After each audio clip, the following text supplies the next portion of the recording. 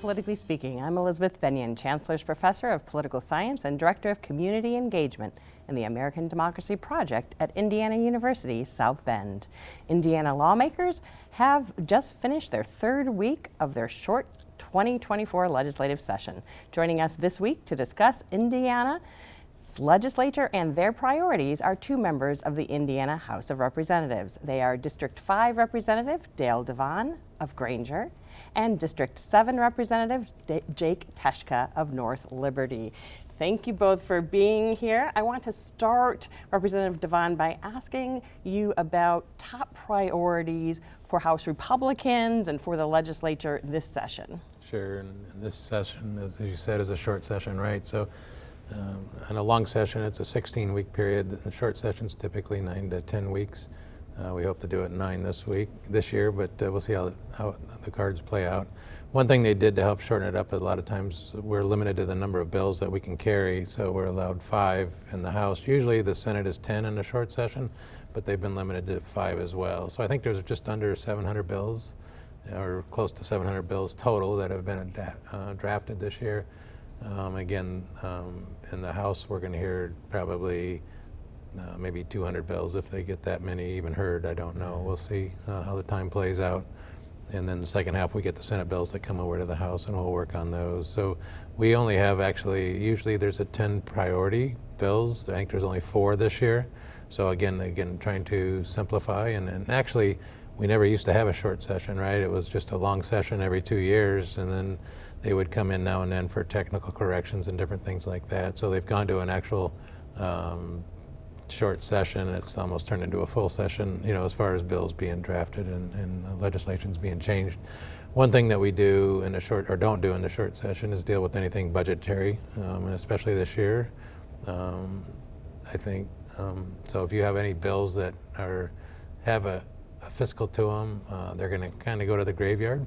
That's one way to sort through all those hundreds of bills. Yes. Say, well, we'll consider you next session, reintroduce it. Yeah, but one bill that did come out that did have a little bit of fiscal, even though the money was already appropriated, was the 13th check we have about 100,000 retirees of teachers and law enforcement and stuff in the state, and I think that was already money that was appropriated from the years previous. So I think that's one of our top priority bills, to get that 13th check out to folks. So is that one of those big 4 that you mentioned, that Yes. 13th check? Right. Is there a lot of bipartisan support for that 13th check? Do you think that's something that will pass this session? It's been raised a lot of times before. Representative Teshka. Yeah, so we passed it out of the House, so there is absolutely bipartisan support in the House for that. I think there has been some resistance in the Senate previously, but we'll see what they do with it this year. I think that it's, again, we're talking about retirees on fixed incomes, and particularly we're still dealing with some of the inflation, right? Food prices haven't gone back down, things like that. And so we'd really like to get this 13th check to our state retirees and help them out. So when we talk about a 13th check, just in layman's term for people watching who aren't quite sure what that means, how would you explain it? Yeah, sure. So again, as a retiree, a state public employee retiree, those folks are on a retirement system, a pension, if you will, and they get a check every month. And so this would essentially give them an additional amount to help defray some of those costs of inflation and such. Others in that top 4? Yeah, so House Bill 1001 is kind of our CSA, which again is Career Scholarship Account, CSA cleanup bill. We passed those last year, CSAs, which allow for students to use an account to go out and get some career education and some hands-on experience. There were a few things that needed tweaked in there to give some additional flexibility to families and to schools, and so that's one thing that we're focused on. House Bill 1002 is our anti-Semitism bill, and so we passed this bill in the last session. Certainly it took on some additional urgency after the events of October 7th in Israel, and so this year when we came back, it became a priority bill, and so we're defining anti-Semitism and essentially saying that we're not going to tolerate this anti-Semitism coming from the institutions of our educational institutions in the state. And then House Bill 1003 is regarding administrative law judges and really kind of this continual quest of this current legislature and our caucus in particular to kind of wrest some authority back from some of these agencies and help taxpayers and ensure that when they interact with the agencies that the balance is right and that the agencies don't have too much power. Now, you mentioned the CSA cleanup bill. As you talk about accounts, where is that money coming from? How is that related to per pupil allocations from the state? Yeah, so this CSA, I believe the amount currently is like $5,000 that could go into an account, and there's a whole system of there's an intermediary that receives kind of the funding to provide these educational experiences for the kids. And this is a part of, the overall educational atmosphere. And so many of these students are still going to be doing high school. This is, traditional courses and getting some sort of a diploma. But they'll also have this CSA, which will help them end up getting an industry certified or an industry recognized certification. And that'll help for those students that don't think that four-year college is for them to go on into to something that they can provide for a family on. Better preparing them to go right into the workforce. That's right. Now, about the anti-Semitism bill, that obviously was something that was broadly supported in the House. Representative DeVon, can you talk a little bit about why you think that is important, that was important to do?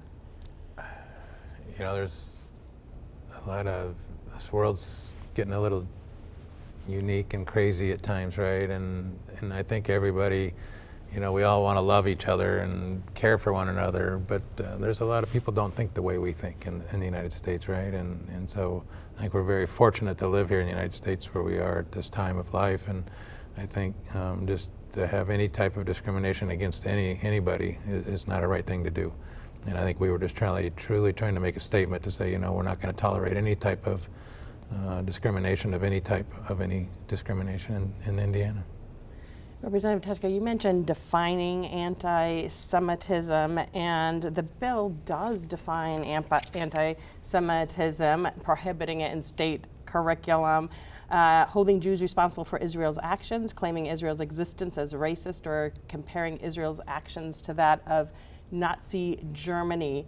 There are some folks who say this is interfering with freedom of speech, free expression that's needed in educational settings. How do you respond to that criticism? Sure. So you're right. So the definition comes from, it's shortened as the IRA definition, comes from the International Holocaust Remembrance Association. It's been adopted in one form or another by 34 states, a lot of different international organizations as well as different countries. And in fact, by both the Trump and the Biden administration, this definition was adopted. That definition does include a reference to a list of 11 sort of examples of what might constitute anti-Semitism, and those are some of the things that you just listed. And I think so I sit on the Education Committee where this bill was heard, and there were certainly some legitimate concerns, I think, over not necessarily the top part of the definition, but in the examples given. And so it's my understanding, I don't want to get too far out ahead, but my understanding is that there will be some discussion over those examples in the Senate as this bill moves forward. Certainly we want to be sure that we're respecting the right to legitimate protected speech. And I think there's a difference, right? So there's a difference between calling for the extermination of a people and something that's a threat or intimidating versus a legitimate criticism of a government policy or action. And we want to make sure that we're not dissuading folks from being able to take those stances, against certain policies, and yet make sure that our Jewish students feel comfortable on campus. I did notice the bill does say criticism of Israel similar to that leveled against any other country cannot be regarded as anti-Semitic. It sounds like the discussion is over what that looks like, where the line is drawn. Is there something that makes signaling out and protecting Jewish students, particularly now, important and different from, say, other groups, Palestinian students, students from any other background or group? Sure, and we've talked about that, and so the bill does, define religion as something that's more broadly, and so of course, you've got anti-discrimination laws currently on the books that do protect a number of different groups. For one reason or another, our institutions have, and not all of our institutions, so I don't want to paint with too broad of a brush here, but many institutions have, for one reason or another, seemed hesitant to apply that to Jewish students, and I think there's some questions. Is the word Jewish even, right? Does that refer to a religion? Does it refer to a race or a lineage? What does that mean? And so I think that's what we're really wrestling with and trying to determine. And I think, again, we're going to continue to do some work on this bill in the Senate, and we'll see how it comes back to the House on a concurrence or a conference committee report. And Representative DeVon, based on what you said, it sounds like you think these are important and healthy conversations to have, just to foster mutual respect? I would believe so. I mean, I chair Family and Children, and so when you look at the world and broken families and just there's a lot of evil in this world, and a lot of these kids that grow up in these environments without family structure and without loving parents, and I think it's important that we get back to the basics of the love of what a family can do, and I think any type of discrimination is not good. We still do a lot of volunteering work here at our Juvenile Justice Center, and you see these kids that come from these type of environments, and your heart breaks for them. And so chairing the Family and Children, right now in the United States, we have over 4 million homeless youth. They're not necessarily living on the streets, but they just don't have a home to call their own, right? And you look at the ability to create adoptions, and a lot of our legislation this year is eliminating barriers for adoptions, right? Trying to open it up more and get subsidies so that there's no age restriction. It's wide open now. We have a bill that we're trying to get through. We have a child advocacy center here in South Bend, and there's only about 27 of them in the state.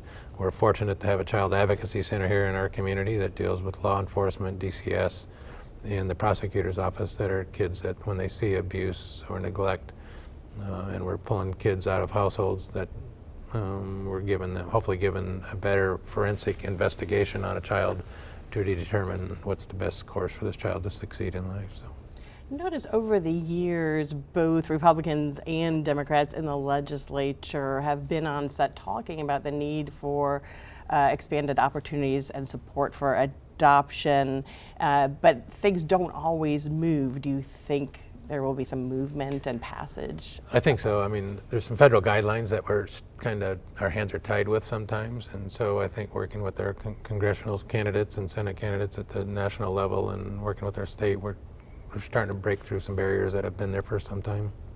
I'm also wondering, you mentioned children who don't necessarily have a stable environment. Sometimes they don't have a parent at home when they come home. One of the things that your committee has been working on is lowering that age for daycare workers from 21 to 18, right, with 16 and 17-year-olds also able to watch children if they're supervised by somebody at least 18.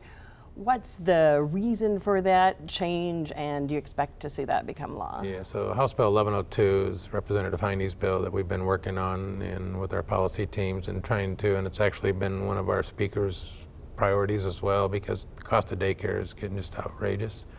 And for a lot of folks that I know, one of my children had 3 children, and they were paying $30,000 a year, or actually $36,000. It was $1,000 a month per child, and so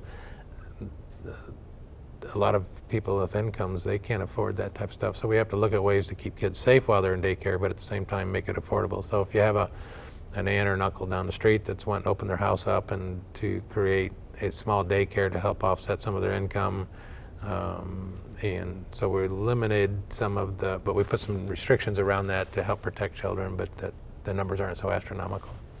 Mm-hmm. Education is always a big issue. Children are always a big issue that the legislature is thinking about. In terms of education, we've had some not so great news in terms of 3rd grade reading levels, as well as folks who aren't attending school. What's the legislature trying to do about that? Yeah, so first I think I'll touch on the reading, right? We've really kind of stagnated over the last 20 years. If you look at our reading scores, certainly there was a big dip during COVID, and we still have not recovered those learning losses. There was a new report out from Ball State that shows that we still have not recovered those losses, and so we've continued to work. Last year I had House Bill 1558, which is a comprehensive science of reading bill. to ensure that we've got high quality instructional coaches and folks that are trained up in the science of reading. That goes hand in hand with the Lilly Endowment, made a really huge grant. Between that and state funding, we have over $100 million to help kind of get reading coaches into these schools. This year we're doing some more work on that, so literacy coaches and things like that. It's going to be in my House Bill 1304. And then in the Senate, one of the Senate priority bills, Senate Bill 1, I believe, Senator Rogers, who again from our area, is carrying a bill that's also looking at some of those things. And of course, there's been a lot of conversation about retention. You know, if a child is not meeting those standards by third grade, should that child be retained? We know there's social cost to that as well, and so I don't think that anybody's entering into these conversations lightly. But we also know that if a child can't read proficiently by those ages, that their odds of going on to not graduate high school, to not get a job, and to end up in Department of Corrections, those sorts of things go up astronomically. And so it really is a kind of a crisis mode for us. We really want to find out, how do we deal with this? How do we handle this? And so that's significant. And you did mention the chronic absenteeism as well. We're looking at what can we do with chronic absenteeism. There have been some things in the past that worked in terms of holding parents more accountable for truant children and those sorts of things. And so a lot of ideas being tossed around, but it's certainly something that we know we need to get a handle on. Now, Representative DeVon, one of the things that you've done to try to address these issues is outside of the legislature, volunteering at the Juvenile Justice Center, at the crossing for kids who weren't succeeding in regular schools and were looking at dropping out permanently. If viewers want to do something other than supporting bills and calling their legislators and their legislators and trying to offer support for bills they believe in, what would you recommend, like, for them to get started and to get involved? So I would recommend, we have a great advocacy group in this community called 5-Star, 5-Star Curriculum, and just Seth Moss has some great programs and curriculums that with after school learning and mentoring with these kids. It's just amazing. There's a lot of just people looking for a mentor in their life, a lot of these young people, right? So Transformation Ministries here. I think we have Corey Lance here in South Bend that's doing a great job. We've got, again, the Crossing has actually got about 18 or 19 schools now across the state. And so they're always looking for somebody to come in and just be a kind of a life coach for a lot of these kids. It would be awesome. And I think, there's so many Boys and Girls Clubs, right? You got Camp Raybird, there's just Hope Heroes Camp. I mean, there's just a lot of places that you can engage. And I just encourage everybody in our community. I mean, the CASA programs are critical. And we just need so many more volunteers. So if you're thinking, my life's over, we need more volunteers than you can imagine in our community to help this. It's not always going to be government that's going to turn this community around. And when you see these kids that come in, and some of these kids commit crimes just to get locked up because jail's better than their home, and these kids are crying out to us to help us do a better job. Until we can find a way to stop kids from actually having kids, and everybody came from a loving household, we just need more community leaders and more community volunteers to help. Tutors, mentors, court-appointed special advocates for those kids working their way through the legal system. Okay, now I want to turn to a different topic. Representative Teshka, you're concerned about gun owners' privacy. This is not a decision being made by the local credit unions or local banks, but they have been asked to include codes that indicate that somebody has purchased a firearm. You're concerned about that. Can you tell us why and what you'd like to see change? Sure, yeah, so I guess in brief, there's an international organization called the International Organization on Standardization, or the ISO, and they have, at kind of the behest of some larger, maybe more activist financial institutions, created these MCC codes, merchant category codes, that would track firearm retailers. And so essentially that is, if you make a transaction with a credit card or a debit card at a firearm retailer, they would be able to assign a code to that and track that code. There's other codes, MCC codes. There's general merchandise and things like that. There's a big concern that these codes could be used to create a third-party registry of firearm owners, and so that has been a growing concern. There has been a push rather from congressional Democrats. This most recent round of letters came led by Senator Elizabeth Warren at the national level, really asking banks to institute this code. They had paused on that implementation because of some backlash. And so there's really there's dueling positions on this. California, for instance, has mandated the use of this code. My bill, House Bill 1084, would ban the use of the code in Indiana. And so we're really trying to strike a balance. We're not trying to overburden our local institutions, our local credit unions, our community banks. And in fact, we've been working hand in hand with some of the credit card companies, Visa, MasterCard, Amex, to make sure that the language is workable. And so I think that we're really trying to get everybody, all the stakeholders in a room and find a solution that works. It's very interesting because some of the locals say if we have to look at every code and we'll be punished if we don't find it, root it out, it's too much for us. So it sounds like you're trying to deal with those logistics now. We are, yes. So yesterday the bill got voted out of the Financial Institutions Committee. I'm a vice chair on that committee. I offered an amendment that helped clarify some of the workability, the logistics of it, helped, I think, take some of the onus off of the local credit unions and banks and put it back on the card networks and card issuers like Visa, MasterCard, and more clearly define what we mean. And so I do think that we're getting to a good point in the bill, and we'll continue to work it as it moves to the Senate.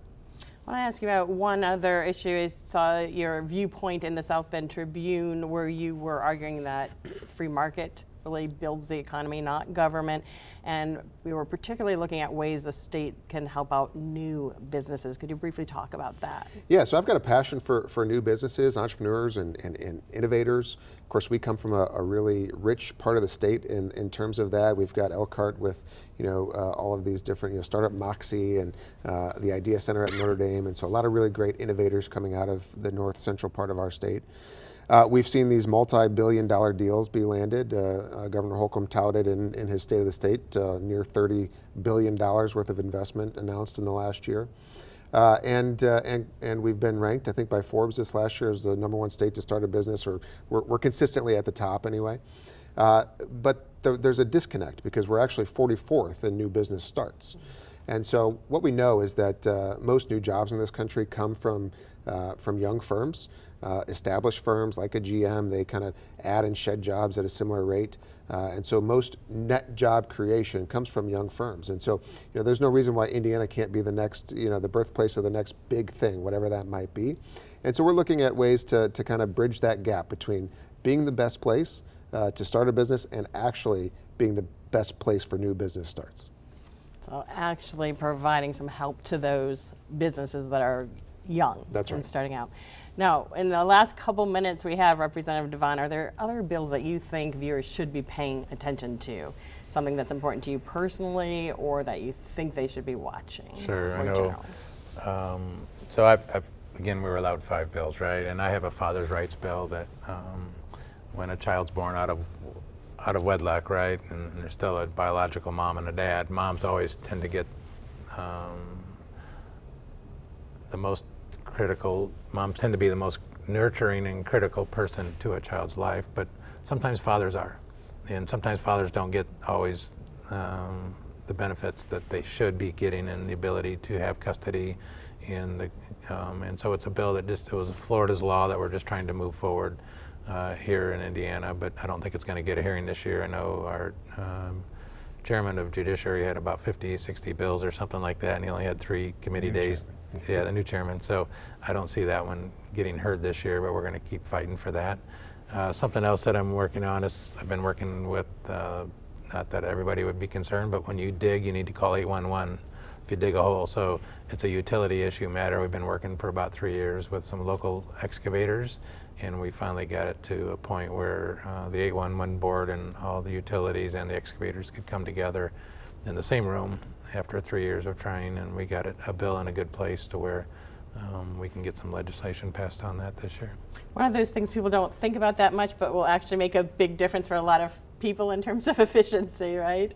Okay, and last word from you in terms of anything we didn't talk about that people should be thinking of? Yeah, so I would say there's just a lot. There's too much to talk about here. And so I would really encourage people. I love it when folks are engaged and they go to iga.in.gov. I think it's a really fantastic resource, and you can see a list of the bills, the topics, all of those sorts of things you can track as they move, and really stay engaged, because as you just said on this one, there's the ones that kind of get the hot the hot topics that get all the media coverage, but then there's a lot of things that are kind of basic that really does, they do affect people's daily lives, and typically those fly under the radar. So, and things can change in an instant at the State House. So really, you got to keep track of these things. Go to the website and use the search box to look at your favorite issue, right? That's right. That's okay. Right. Well, unfortunately, that's all the time we have this week for Politically Speaking, but I wanted to thank our guests, Indiana State Representatives Dale DeVon and Jake Teshka. I'm Elizabeth Bennion, reminding you that it takes all of us to make democracy work. We'll see you next time.